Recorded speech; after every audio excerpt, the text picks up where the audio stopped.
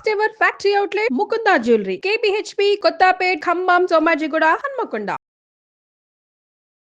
నమస్కారం, welcome to Suman TV. నేను గీతాంజలి. ప్రస్తుతం మనతో పాటు ప్రముఖ జ్యోతిషులు బ్రహ్మశ్రీ నందిభట్ల శ్రీహరి శర్మ గురువు గారు ఉన్నారు. వారితో మాట్లాడదాం. గురుగారు నమస్కారం అండి. వాగర్థావివ సంపృక్తౌ వాగర్థ ప్రతిపత్తయే జగతః పితరౌ వందే పార్వతీ పరమేశ్వరౌ. సదాశివ సమారంభాం శంకరాచార్య మధ్యమాం అస్మదాచార్య పర్యంతం వందే గురు పరంపరాం. ఆదిత్యాయ చ సోమాయ మంగళాయ బుధాయ చ గురు శుక్ర శనిభ్యశ్చ రాహవే కేతవే నమః. శృంగేరి జగద్గురు పీఠాధిపతులకి, కంచి పీఠాధిపతులకి నమస్కారములు తెలియజేసుకుంటూ కార్యక్రమాన్ని ప్రారంభిద్దాం. గురుగారు, డిసెంబర్ 30 సోమవతి అమావాస్య. ఆ రోజు చాలా విశేషవంతమైన రోజు. ఆ రోజు వ్రతాలు కూడా ఆచరించవచ్చు అని చెప్పి వీడియోలో మనం మాట్లాడాం. అయితే అసలు ఆ రోజు యొక్క పరిపూర్ణ విశిష్టత తెలియచేస్తారా ముందుగా? ఎందుకంటే ఇంకా కొన్ని సందేహాలు ఉన్నాయి, ఇంకొంతమంది ఇంకా పరిహారాలు కావాలి మాకు అని అడిగారు. అవి అడుగుతాను. ముందుగా ఆ రోజు యొక్క విశిష్టత తెలియచేయండి. తప్పకుండానమ్మా. సోమవతి అమావాస్య సహజంగా ప్రతి సంవత్సరంలో ఒక 2-3 సార్లు వస్తుందమ్మా. ఆదివారం అమావాస్యలో ఒక 3-4 సార్లు వస్తాయి. అయితే ఈ మార్గశిర మాసంలో వస్తున్నటువంటి సోమవతి అమావాస్యకి చాలా ప్రత్యేకత ఉంది. ఏంటి ఆ ప్రత్యేకత అంటే, మహాలక్ష్మి అమ్మవారు పుట్టినటువంటి రోజు అది. ఈ రోజునండి మార్గశిర మాసం అమావాస్య రోజున లక్ష్మి పుట్టినటువంటి రోజు. అందుకనే ఏం చెప్తారంటే, అమావాస్య నాడు అమ్మాయి పుడితే లక్ష్మి పుట్టిందిరా అని అంటారు.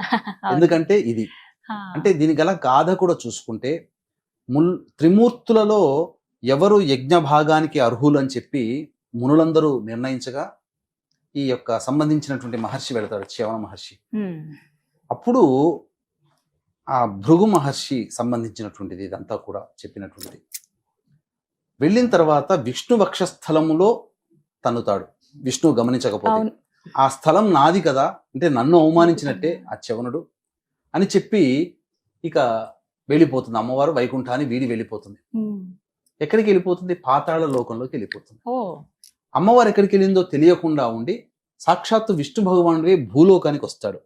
ఎక్కడికి వస్తాడు? ఇప్పుడున్నటువంటి తిరుచానూరు ఉంది కదమ్మా, ఆ తిరుచానూరు ఉన్నటువంటి ప్రదేశం, ఆ తిరుచానూరులో కొలను ఉంది కదా, ఆ కొలనుకి సమీపంలో 12 సంవత్సరాలు తపస్సు చేస్తాడు. అమ్మవారు రావాలని, కనబడాలి అని చెప్పి. ఆ 12 సంవత్సరాలు తపస్సు చేసినటువంటి పుణ్య ఫలితంగా తామర పుష్పంలో ఒక చిన్న బాలికగా, శిశువుగా అమ్మవారు పుట్టింది. ఆమె పద్మావతి. ఆమెను వివాహం ఆడుతాడు వెంకటేశ్వర స్వామి. ఇది మనకు చెప్పబడినటువంటిది, సంబంధించినటువంటి వెంకటేశ్వర పురాణంలో వచ్చేటువంటి. ఇక ఇంకొకటి ఏంటనంటే, దశమహావిద్యలు అని తెలుసు కదమ్మా. భైరవి, భువనేశ్వరి, తార, చిన్నమస్త, ధూమవతి, మాతంగి, ఇలా బగళముఖి, ఇలా ఈ అన్ని కూడా పార్వతీ అమ్మవారి స్వరూపాలు. ఏది? దశమహావిద్యలు. కానీ 10వదైనటువంటి కమలాత్మిక అనేటువంటిది మాత్రము విష్ణువు సంబంధించినటువంటి లక్ష్మీదేవి యొక్క అవతారం. కమలాత్మిక అంటే లక్ష్మీదేవి. కాబట్టి దశమహావిద్యల్లో కమలాత్మికాదేవి జన్మించిన రోజుగా కూడా భావిస్తూ కమలాత్మిక జయంతిని ఈ మార్గశిర అమావాస్య రోజున జరుపుకుంటారు. మాఘశుద్ధ తదియ రోజున మాతంగి, ఇలా ఎలా అయితే చెప్పబడి ఉందో అలాగే ఈ మార్గశిర అమావాస్య కమలాత్మిక.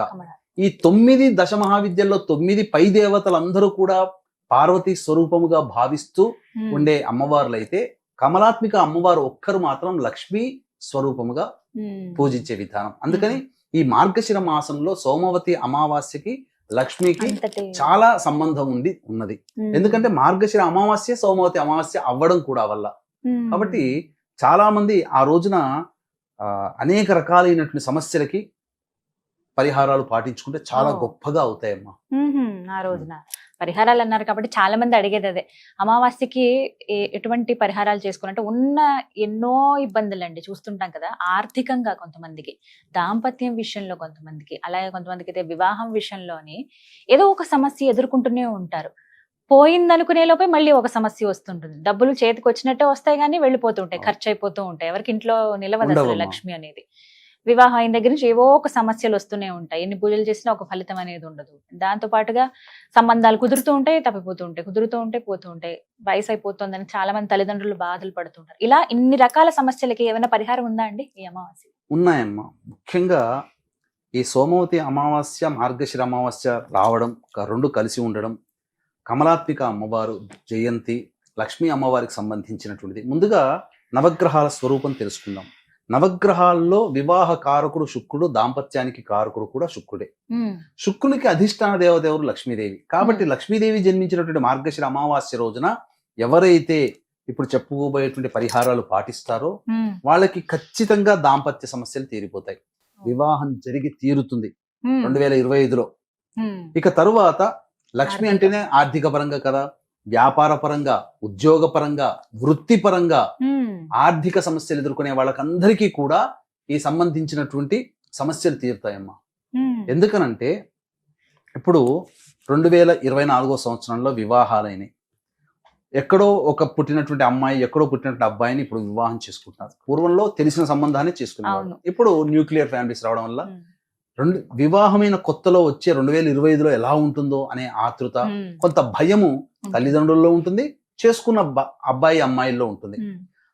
కొంతమందికి ఏంటంటే ఈ 2024 సంవత్సరంలో అసలు వివాహాలు ఎంత ప్రయత్నం చేసినా, తల్లిదండ్రులు చేసినా వివాహాలు కాలేదు. ఇక అయిపోయింది 2024, ఇక వచ్చే 2025లో అయినా ఇంకనైనా పెళ్లి కాదా మా పిల్లలకి అని భావించే తల్లిదండ్రులు ఉన్నారు. మాకు వివాహం కాదా అని భావించే యువకులు కూడా ఉన్నారు. అన్నిటికంటే మించి ఎన్నో ఒడిదుడుకులు ఎదుర్కొని ఎన్నో ఆశలతో కొత్త వ్యాపారాన్ని ప్రారంభించిన వాళ్ళు 2024లో, వృత్తిలోకి ఉన్నవాళ్ళు, కొత్త ఉద్యోగంలో ఉన్నవాళ్ళు, వీళ్ళందరూ సమస్యలు ఎదుర్కొంటున్నారు.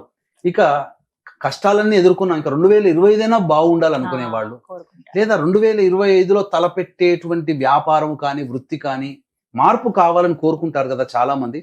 ఆ 2025లోనైనా కానీ మార్పు బాగా ఉండాలి, ధనపరంగా, గౌరవంగా, వృత్తిపరంగా, వ్యాపార పరంగా అని సమస్యలు ఉన్నవాళ్ళు. ముఖ్యంగా ఈ సమస్యలు వివాహము, దాంపత్యము, ఆర్థిక పరంగా, వ్యాపార పరంగా, వృత్తిపరంగా సమస్యలు ఉన్నటువంటి వాళ్ళు ఆ సోమవతి అమావాస్య అంటే ఈ 2024లో కష్టాలు పడ్డవాళ్ళు, అందరూ కష్టాలు పడ్డారని చెప్పట్లేము. 70 మంది కష్టాలు పడితే 30 మంది సుఖపడ్డారు.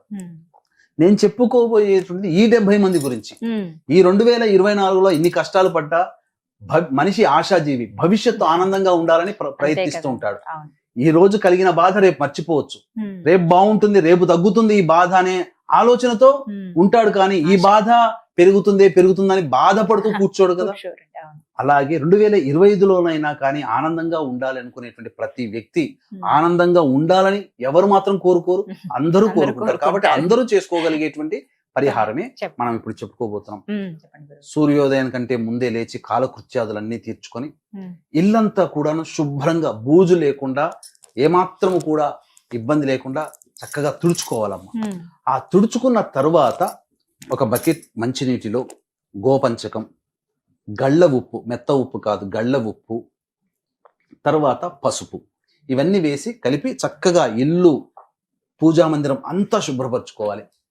పరుచుకున్న తర్వాత ముందు రోజు పటాలు శుభ్రపరచుకోవచ్చు. అమావాస్య కాబట్టి చేయకూడదు. ముందు రోజు శుభ్రపరచుకొని పెట్టుకుంటాం కదా, ముందు రోజు అంతా శుభ్రపరచుకోవాలి ఇల్లంతా కూడా. ఇక ఆవు నేతితో కానీ, నువ్వుల నూనెతో కానీ దీపారాధన చేసి కుంభలగ్నము 9:33 నుంచి 11:11 వరకు ఉంది ఆ సమయం. ఆ రోజు కుంభలగ్నం ఎందుకు అన్నానంటే, ప్రధానంగా శుక్రుడు ద్వాదశంలో బలంగా ఉంటాడు, చతుర్థంలో గురువు, దశమంలో మళ్ళీ బుధుడు, ఏకాదశంలో చంద్రుడు, ఇన్ని శుభగ్రహాలు యోగంగా ఉన్నాయి ఆ రోజున. కాబట్టి కుంభలగ్నంలో కనుక పూజ మొదలు పెట్టాలి. లక్ష్మీనారాయణుడి చిత్రపటం పెట్టుకోవాలమ్మా. అందరూ లక్ష్మిని మాత్రమే పెట్టుకుంటారు. విష్ణువుని పూజించకుండా లక్ష్మిని పూజిస్తే లక్ష్మి ఉండదు. కాబట్టి లక్ష్మీ సమేతుడైనటువంటి నారాయణుని చిత్రపటాన్ని పెట్టి చక్కగా పూలమాల వేసి దీపారాధన చేసి మామూలుగా పురుష సూక్త విధానంగా పూజ చేసుకోవడం, సంకల్పం అన్ని చెప్పుకొని ఆ 9:33 నుంచి 11:11 మధ్య కాలంలో లక్ష్మీ సహస్రనామ పారాయణం చేయాలి. తరువాత ఈ విష్ణు అష్టోత్తరం 3 సార్లు పారాయణం చేయాలి. తదనంతరం చక్కగా ఇప్పుడు నేను చెప్పబోయేటువంటి ఏదైతే మంత్రం ఉందో ఆ మంత్రాన్ని శక్తి ఉంటే, సమయం ఉంటే, భక్తి ఉంటే 1008 సార్లు కానీ, లేదా 108 సార్లు కానీ తామర పూసమాలతో జపం చేయాలి నామాన్ని. ఏంట నామం అంటే ఓం మహాదేవ్యై చ విద్మహే విష్ణు పత్న్యై చ ధీమహి తన్నో లక్ష్మీ ప్రచోదయాత్ మళ్ళీ ఓం మహాదేవ్యై చ విద్మహే విష్ణు పత్న్యై చ ధీమహి తన్నో లక్ష్మీ ప్రచోదయాత్. మళ్ళీ మూడోసారి ఓం మహాదేవ్యై చ విద్మహే విష్ణు పత్న్యై చ ధీమహి తన్నో లక్ష్మీ ప్రచోదయాత్. ఇదా 1008 సార్లు జపం చేసి తరువాత అమ్మవారికి బెల్లం పాయసం అంటే చాలా ప్రీతికరం. బెల్లం పాయసాన్ని నైవేద్యంగా పెట్టాలి. పెట్టిన తర్వాత ఆ రోజునంతా కూడా ఉపవాస నియమాన్ని పాటించాలి. వీలైతే ఎటువంటి నియమాలు పాటించాలంటే ఆ రోజున నూనె అద్దుకోకూడదు. నూనెని మొహానికి కానీ నూనె చేతులకు అది మన తలకి రాసుకోకూడదు. మద్యపానము, ధూమపానము, మాంసాహారము ఇవన్నీ పక్కకు పెట్టాలి. క్షురకర్మ కూడా చేసుకోకూడదు. తరువాత బ్రహ్మచర్య వ్రతాన్ని ఆచరించాలి. వీలైనంతగా ఆ రోజున మౌనాన్ని పాటించాలి. ఇక ప్రదోషకాల సమయానికి చేరుకొని శివాలయానికి చేరుకోవాలి.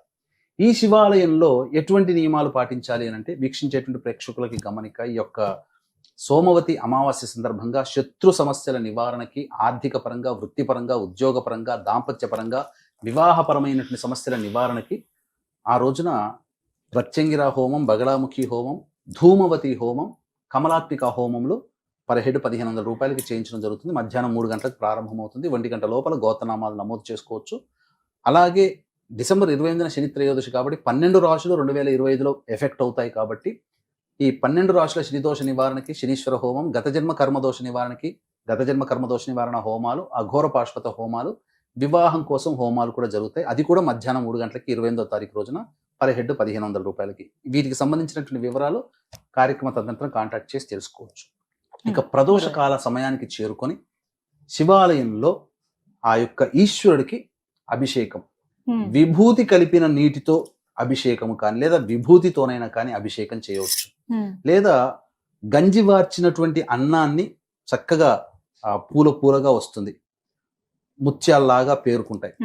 గోరువెచ్చటి అన్నాన్ని బయట ఉన్నటువంటి శివాలయంలో అభిషేకం, శివాయ నమః అంటూ అన్నాభిషేకం చేసి తర్వాత అష్టదళ పుష్పములతో, అనగా 8 రకాల పుష్పాలతో శివుణ్ణి అర్చన చేయాలి.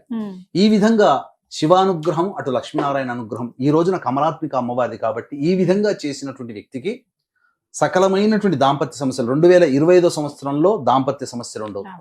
వివాహం ఖచ్చితంగా అయి తీరుతుంది. అలాగే ముఖ్యంగా అభిషేకం చేసేటప్పుడు, ఈ 2 సమస్యలకి అభిషేకం చేసేటప్పుడు పటిక బెల్లం ఉంటుంది కదమ్మా, పటిక బెల్లాన్ని పొడి చేసి అది నీటిలో వేసి ఆ నీటితో శివుడికి అభిషేకం చేస్తే వివాహ సమస్యలు, దాంపత్య సమస్యలు తీరిపోతాయి. అష్టదళ పద్మాల, 8 రకాల పుష్పాల్లో గన్నేరు పుష్పము, మల్లెపూలు ఖచ్చితంగా ఉండాలి ఈ సమస్యలు. ఇక ఆర్థిక పరమైనటువంటి సమస్యలు, వ్యాపారాభివృద్ధి, ఉద్యోగాభివృద్ధి అని ఉన్నప్పుడు ఉద్యోగం కోసం చెరుకు రసంతో అభిషేకం చేయాలి. వ్యాపారాభివృద్ధి కోసం, అలాగే వృత్తిలో అభివృద్ధి కోసం విభూతి కలిపిన నీటితో ఈశ్వరుడికి అభిషేకం చేయాలి. తదనంతరం మారేడు దళాలతో అర్చన చేయాలి. ఈ విధంగా ఉదయం పూట లక్ష్మి, సాయంకాలం పూట ఈశ్వరుడు, ఈ విధంగా చేసి ఆ రోజంతా ఉపవాసం ఉంటారు కదా, అన్నాభిషేకాన్ని అన్న పదార్థంగా భోజించవచ్చు. ఆ రోజున ఒకసారి ఆకాశానికి నమస్కారం చేసుకొని ఇంట్లో వాళ్ళందరూ భోజనం చేసి ఉండవచ్చు. ఆ రోజంతా కూడా వీలైనంత వరకు ఈ చెప్పినటువంటి మంత్రం ఓం మహాదేవ్యే చ విద్మహే విష్ణుపత్న్యే చ ధీమహి తన్నో లక్ష్మీ ప్రచోదయాత్ అది నామస్మరణ చేసుకుంటూ ఉంటుంటే ఆ రోజంతా కూడా అమావాస్య ఉందమ్మా. కాబట్టి నిండుగా అమావాస్య ఉన్న రోజు ఆ యొక్క 30వ తారీఖు రోజున అవకాశం ఉంటే ప్రతి సమస్యకి మానవ పరిహారము, దైవ పరిహారములు ఉంటాయి. మానవ పరిహారంగా మీకు చెప్పినవి మీరు చేసుకోగలిగేవి. దైవ పరిహారంగా కావాలనుకున్నప్పుడు పీఠం ఆధ్వర్యంలో డిసెంబర్ 28న 30వ తారీఖు రోజున జరిగే కార్యక్రమాల్లో గోత్రనామాలు నమోదు చేసుకోవచ్చు. చాలా చక్కగా వివరించారు గురుగారు, ధన్యవాదాలండి. సర్వం శ్రీ ఉమామహేశ్వర పరబ్రహ్మార్పణమస్తు.